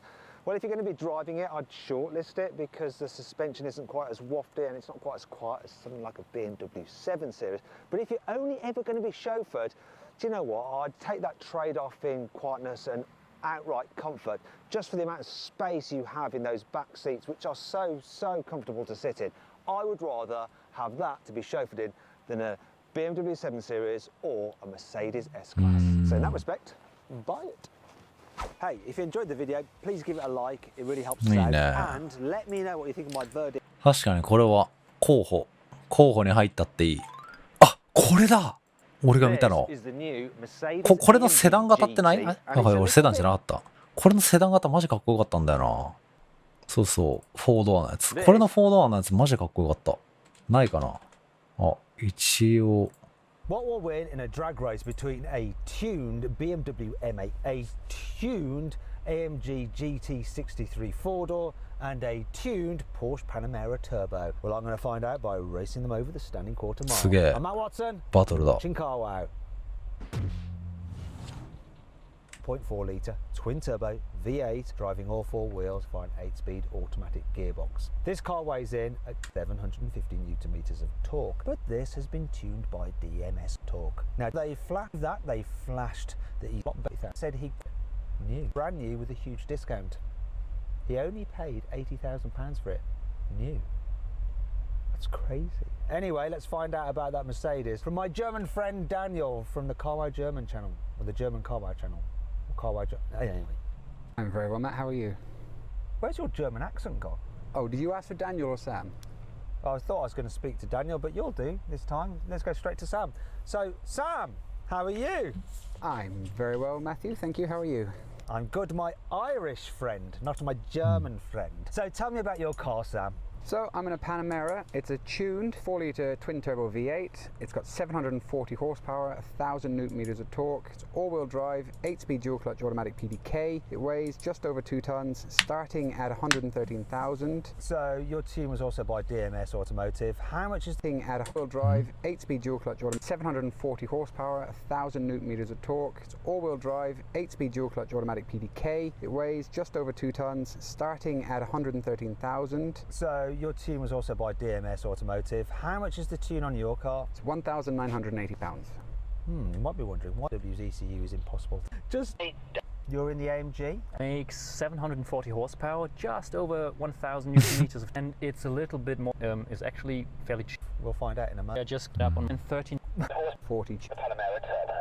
So this is 550 stock, and like I said, this is 740 tuned. 200 horsepower, just over a grand. すげえ Not な。 bad, is it? The only way it'll be bad is if you blow up, is that they've tuned it to have a little bit with it. お、音かっこよ。 Yep, that sounds good. Let's have a listen to the AMG. It sounds good, but it is limited at 4,000. Same as this. I thought they might have lifted the limiter as part of the tune. Maybe that's for the next update, guys. Let's have a listen to the Porsche. おお。 Wow, that's a 3,000 RPM soft limiter. Do you know what? Let's do them all in orchestra together. Come on. お Now, if you お。 like this kind of stuff and you haven't done so already, make sure you've got an amazing video coming out. Stats of these cars side by side. Just pause your video. I've got a へえ。 little screen for you with all. Looks the best. Yeah, BMW. Me, I'm going to go with the Mercedes. I love the look of that car. Tell you what, it's really hard to launch control this M8 coupe because it's got the carbon fibre seats that you get in the M4. It makes it more roomy in the back, but it's hard to like put your foot on the brake because your left leg has to go over the bit. 玉置きた。 It's a bit annoying. Anyway, see if I can launch it. Excuses.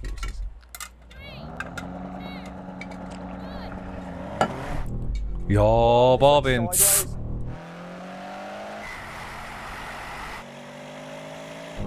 What's going on? That was weird.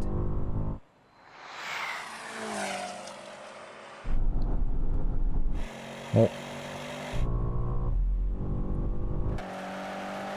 パナメラ速っ。 Okay, Daniel, you're probably quite pleased with that, but there was a problem. 今どうなった？あーなるほど。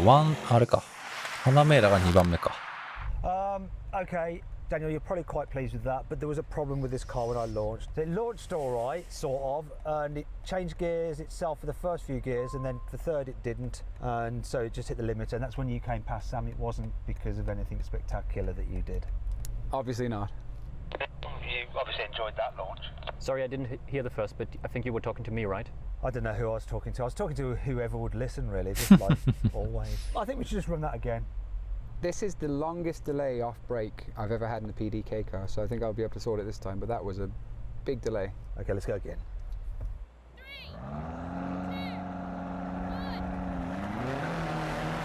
Whoa, this is all over the place, just absolutely brutal.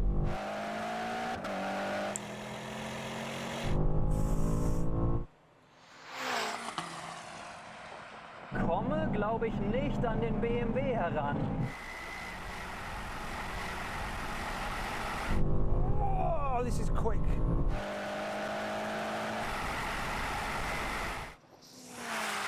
Oh. Okay, so I clearly was, and I'm surprised that I did because this car was like bucking and spinning its wheels and just 怖っ。これ運転してる側クソ怖そうじゃないこれ。死ぬほど車体揺れてんだけど、スピンしまくって。 Honestly, I was just checking my hand if I'm overly excited, but it's fairly steady because this 怖そう。 one was also moving all over the place and making noises and fighting traction. And Samuel? Typical Porsche, good launch. Everything was nice and smooth, but I think it's just been a bit outgunned here. It's weird. Let's go. What the four-wheel drive?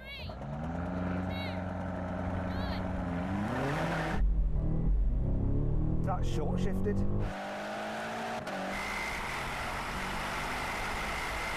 Oh, ich bin vorne! Ich bin vor dem BMW! No hope. Oh, come on! お。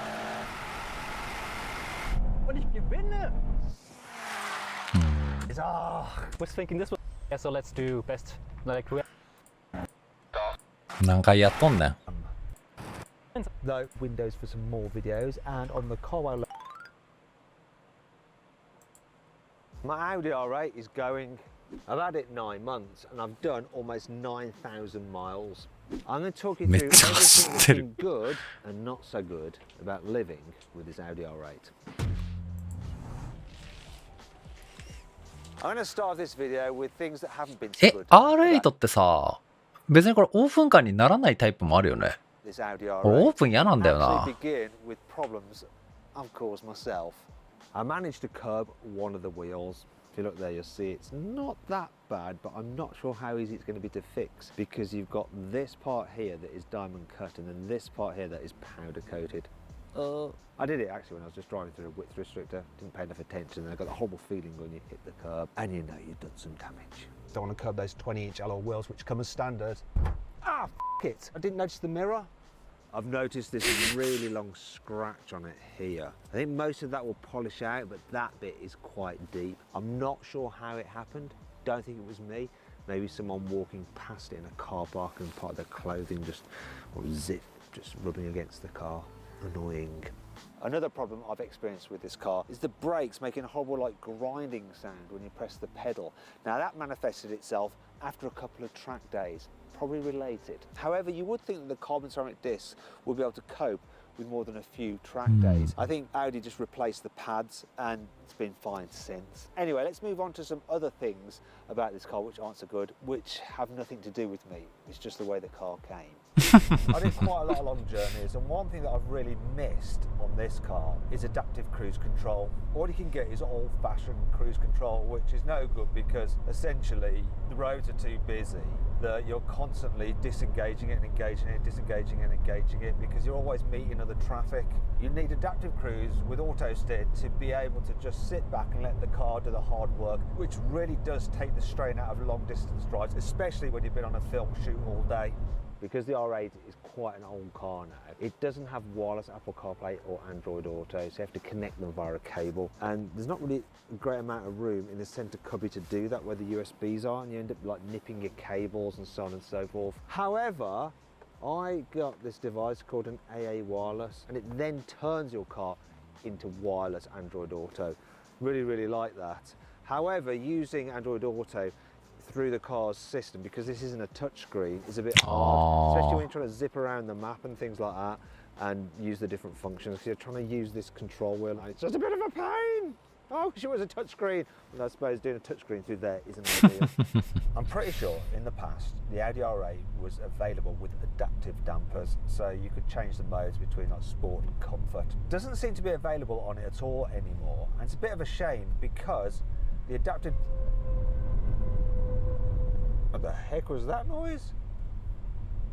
Anyhow, the adaptive dampers did help smooth off the bumps. So this has just fixed rate dampers, and overall the suspension isn't too firm, but you can get bounced about a little bit when you go over bumps and drain covers like I'm doing now. It's a shame that you can't get adaptive dampers. It's really odd on a car that's as expensive as this that it's just not available even on the options list. Oh well. In the past, the Audi R8's comfort seats were fitted with ice. まあでもこうやって見るとな。 However, for this latest version, they've removed them for some reason, which is really annoying. どうなんやろうな。乗っててもなんやろ、ストレスの方が強そうで、乗ってて果たして乗ってて楽しい部分を常に感じ続けられるのかどうかという。 It is a bad thing. It is. This is something you have to do quite a lot with the Audi R8. Ah, bear with me. Oh, can I have one of them? Oh no, sorry mate, no don't worry. I thought you were working here, sorry. That's so rude of me. That's so bad of me. That's cringe. Just embarrassed myself. I thought he was one of the attendants, like refilling these. Okay, what's this going to cost? Oh, yeah.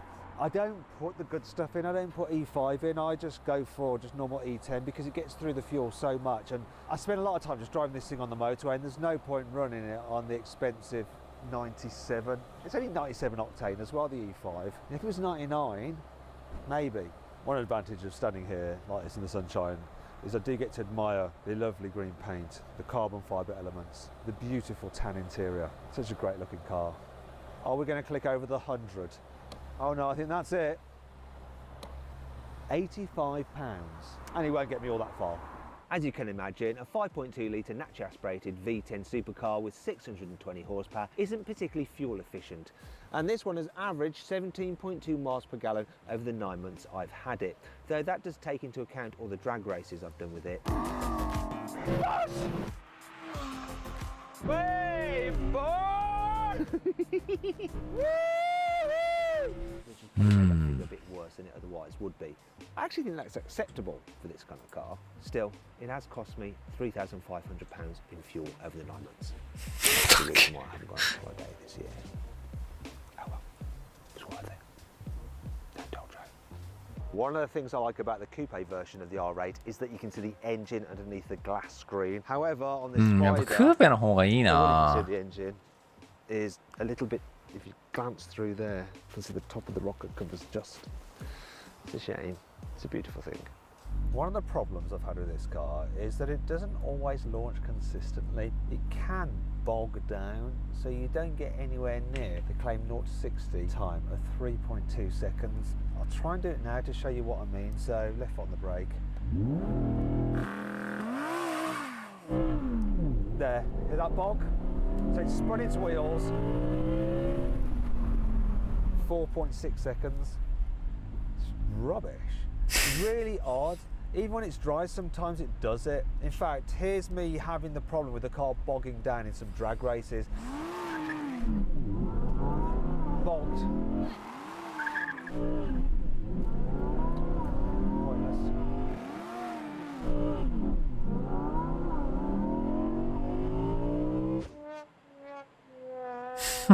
Sometimes it does just hook up and it does the business.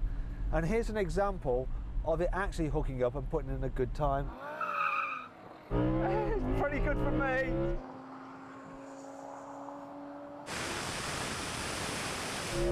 Yes, come on!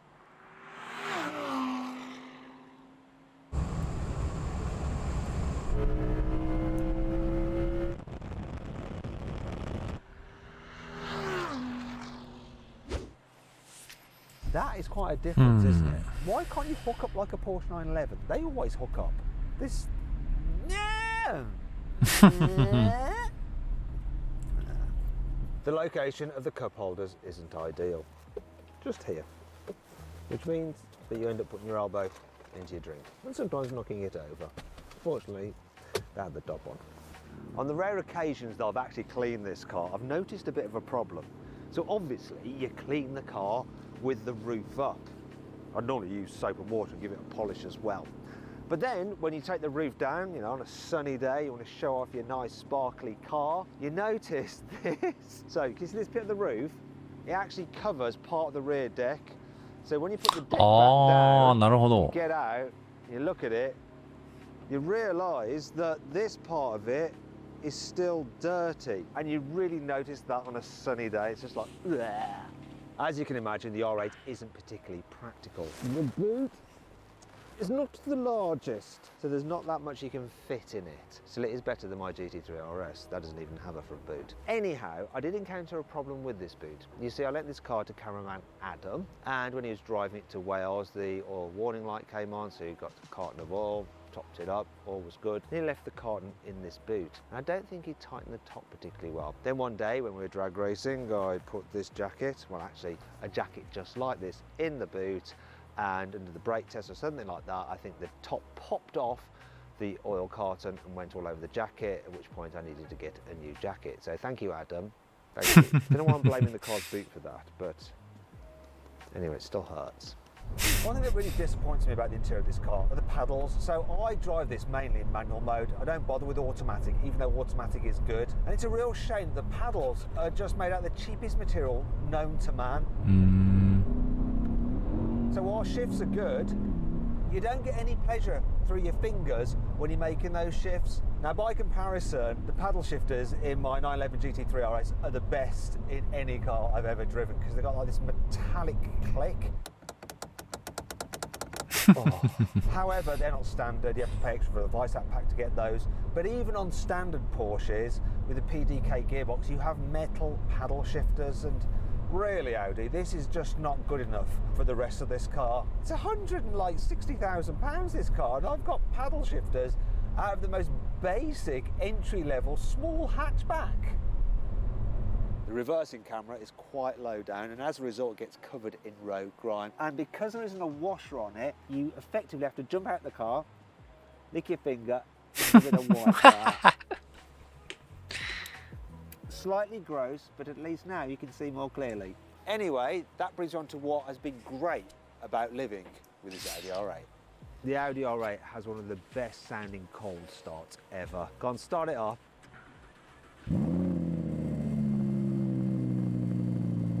That's probably not very good for me, but I am going to miss that noise. Not sure my neighbours are though, when that goes off at 5 AM in the morning when I'm heading off for a long drive up for a drag race shoot. I have noticed that it's starting to rattle a bit. Something's loose somewhere. I don't know what it is. And there we go, it's off cold start now. Can you hear the rattle? Just a little bit of piping probably loose or a heat shield in there. Still is going back, not my problem now. One of the things that I really like about the Audi R8 is that for a supercar, it's very easy to drive because you've got such good visibility. The dash isn't particularly high and the bonnet is short, so you've got a good view forward, you've got a good idea what's in front of you. Yeah, you've got these thick pillars here, but the windows are big, the view out the door mirrors is good, and the back window is really close to you, so you can see quite well behind you as well. Much better visibility than I think a Porsche 911 has. Also, the turning circle isn't bad at all. It's 11.2 meters. I'm not sure I'm going to make it. 結構歩くね。 In fact, I've really cocked this up. 無理じゃ。 But it's the same as a Porsche 911. Well, a Porsche 911 without rear wheel steering. But it does help that you've got the cameras and that great visibility just makes it easy to do those kind of maneuvers quite confidently without hitting something. Also, the steering, while it's got a decent amount of weight to it, it's not too heavy even when you're just pootling about in town. Surprisingly easy to live with this. Loved it. The problem with some cars that have keyless go is that you don't actually have a place to keep the key in the car. You do with this R8 though. There's a little slot for it there. いいね。 Nice and tidy. You won't lose that. One of the great things about this car is that even on a cruise, there's lots of insulation from this roof. You don't いや、結構ね、あると便利だね、鍵置きは。 鍵の置く位置が安定しないの地味に不便よな。普段使いずっとしてると。 Whenever it's raining and I can't have the roof down, I always lower this rear window so I can still enjoy the intake noise from that V10. The only problem is that when I get to my destination, I forget that I've got this down. I just get out the car, walk off and leave it. And there's been many a morning when I've come to the car and there's like water all over here because it's rained in. Now I think there should be a bong to let you know that you've left this down. I wouldn't normally want another bonging sound in a car, but this one would be worthwhile. One of the things I really like about the R8 Spider is that you can put the roof down very quickly when you're driving along at slower speeds. I know you can with most convertibles, but yeah. And the reason I got the Spider was to have the roof down. And so unless it's raining, I've always got the roof down in this car, even when it's freezing cold outside. And I can get away with doing that because the heater is really, really good. So I'm just going to bump it up to high. Oh, look, it's already on high. It wasn't on high a moment ago. Wait a minute. Is this something I haven't noticed before? Watch this. I'm going to put the roof back up.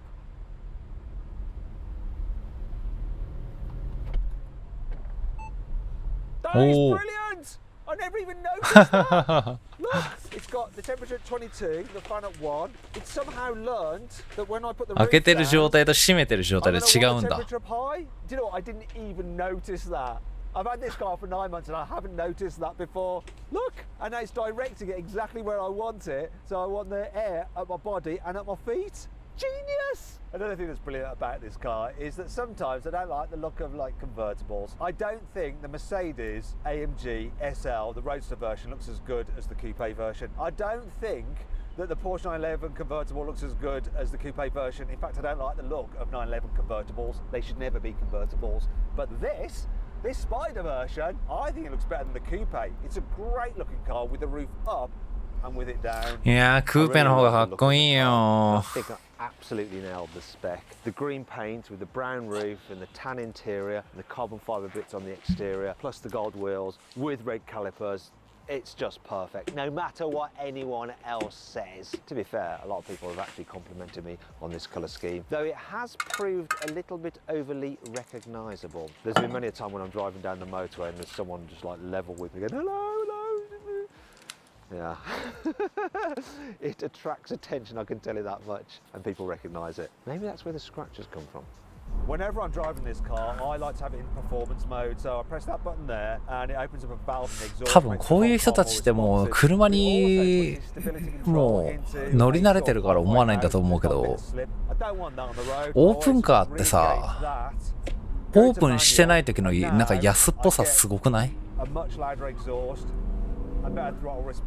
しかもなんか開けててもなんかもう生きってる感丸出しっていう、なんかどっちもなんだよ。なんかどっちも防御面弱すぎて。So you've got matrix LEDs as standard. You can probably see the little dots there. You can blank out part of the beam so you don't dazzle oncoming drivers. And it means that you can illuminate the road as much as possible when it's dark without bothering other people. Really helped me when I've been out on shoots and then throughout the winter months coming back on long drives in darkness. As you get older, your eyesight deteriorates, and good lights on a car can make a huge difference. Perhaps the very best thing about this car is the engine though, that V10 5.2 litre. The noises it makes, they're incredible. If you get it under load, it makes this wonderful guttural sound. Have a listen. Hear that? It's like a kind of like hammer sound. So you don't have to be thrashing the engine to get some great noises out of it. Here we go, under load, high gear, forward. Oh, such a great noise, but it's also great when you get up in the rev range. Listen. Oh. And the performance. You don't need a car to be any more powerful than this, believe me. And the way it delivers its power is so good. It revs to 8,500 RPM. Everyone goes on about Porsche GT engines and then 9,000 RPM red light. This is just 500 RPM off it. Lovely throttle response, and this. I actually think I prefer that low down rumble to the high up scream. Oh, and those gear shifts when you're on it, they are rapid. Oh, I'm gonna miss this car. I'm gonna miss this engine. I'm gonna miss the noise. I'm gonna miss the experience, you know, with the roof down, sun shining. What a great car. I've loved it. This car does feel very expensive here on the inside. You've got leather absolutely everywhere and things feel solid. 内装の感じ、細かい感じはいいな。まあその便利さは置いといても。It feels like an expensive vehicle, which is exactly what it is. After I'd ordered this car, I drove a blue rear-wheel drive version of the coupe. いや I was almost regretting my decision to over a blue やっぱクーペやろこれ。もうクソかっこいいわ。coupe, and I was almost regretting my decision to go with the four-wheel drive Spider because the rear-drive coupe is け the ど best handling version. まあこの動画を見て思った。俺買わなくていいな。俺多分買わなくていいな。そう別にすげえ快適じゃなくていいんだけど、多少の快適さ加減は欲しい。でそれこそもうこれかっこいいやん。でもやっぱフォードバーがいいな。クーペの方がかっこよくない？ここの造形がマジめっちゃ美しいんだけど。だから俺ポルシェもさ、2シートのやつ俺そんな好きじゃないけど、ここマジ好き。One of the criticisms I have about the SL is the rear end. I'm not going to be bitching about the rear end on this. Coupes are always better than convertibles, and this is proof. So far, so good. I'm liking it, but we need to find out a little bit more about it. Let's have a chat with someone from AMG. Buy, sell, car. Wow. I'd like to introduce you to Matthias. He's product manager at AMG, so you know. ああ、そっちか、そっち系か。ダメだ。だからさっきから注意あったけど。This is the new Porsche 911 ST. あとね、ポルシェはね、ここがいいね。この意味不明な出っ張り。ここマジでいい。Driving it because I've got my new GT3 RS arriving in the next few weeks, and I'm a bit worried that I might prefer this. Buy, sell. これがマジでいい。See, obviously you got your design. We'll finish this off. Okay. So what's happening at the back here? I can see. ここがマジでいいわ。こんぐらいからぶった切った。この後ろがマジでいい。ね、乗ってて思うんだけどさ、ミラー見たときにさ、このオーバーフェンダー見えるのマジでいいんだよな。サイドミラー見るたびにここのフェンダーに惚れ惚れしてる。自分の車の。うん、かっこいい。つって。いやー、なんだっけ。レクサスの LM だっけ。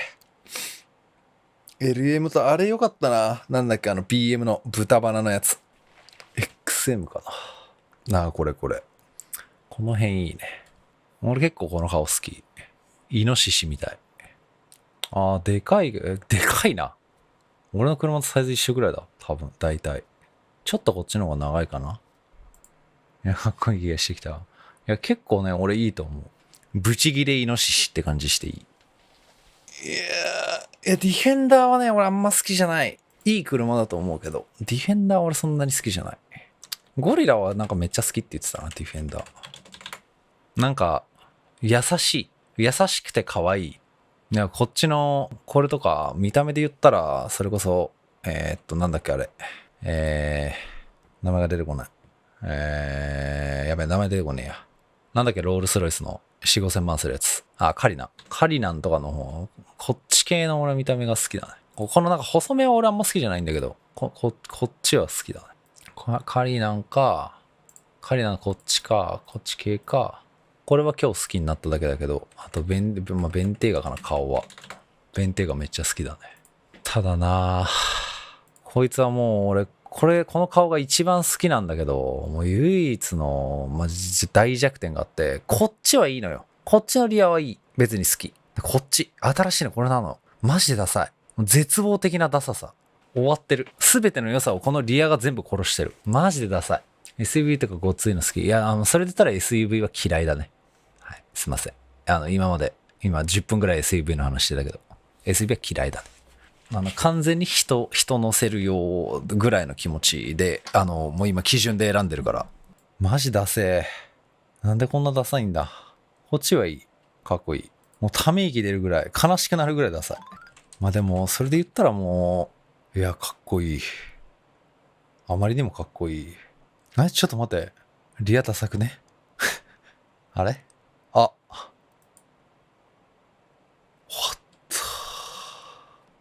なんで2016年、8年ぐらいまではこれだったのに、どうしてこうなってしまったのか。前のでええやん、これ。これじゃダメなん？これも別に、決してかっこいいとは言い難いかもしれないけど、ダサくはない別に。これやばい、これ。ダセー。ベンテがね、マジでいいんだよな。長いな。幅は大丈夫。